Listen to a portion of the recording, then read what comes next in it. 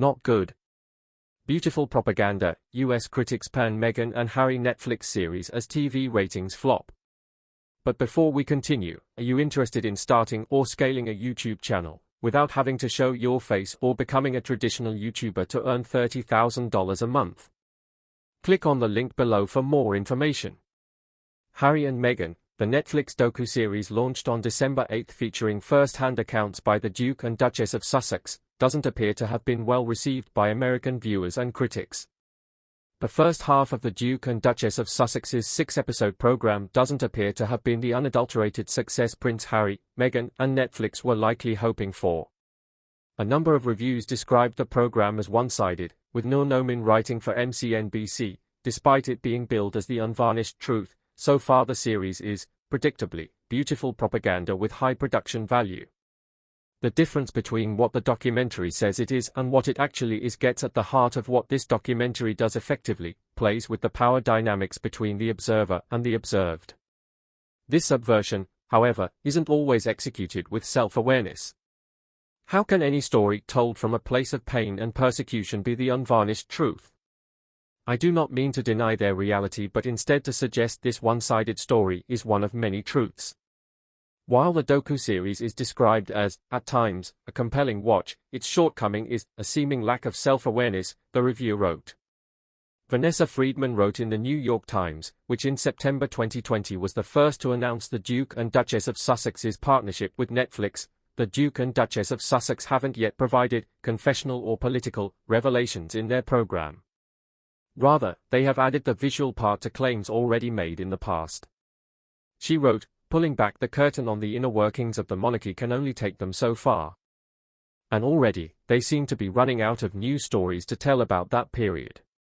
This is understandable, they've been out of the royal family for almost double the amount of time that Meghan spent within it. Finally, Variety, which published a flattering interview of the Duchess in October, criticized the documentary for letting experts rather than Meghan and Harry voice certain statements and criticism, including those against the Commonwealth.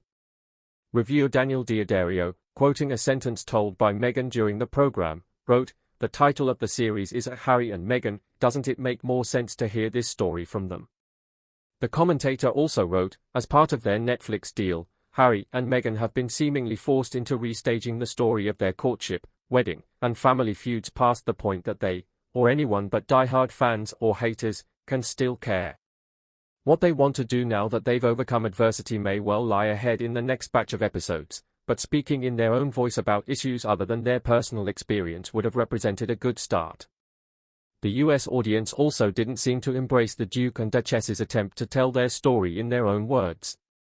Samba TV, which measures TV viewership, said nearly 1 million households in the States tuned in to watch the first 3 episodes of the Netflix documentary on the first day of its release. More than 335 million people live in the US. While Netflix doesn't break down the number of its US subscribers anymore, Insider Intelligence said earlier this year it expected the streaming platform to count 178.5 million viewers in the States.